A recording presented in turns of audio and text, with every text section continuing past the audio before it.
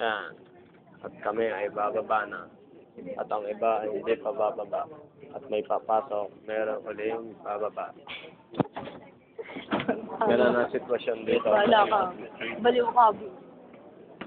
Hop. Yay! At nandito na kami. Bumaba na kami sa malaking buod. Pag na-upload, edi masaya. Ma-upload na sa...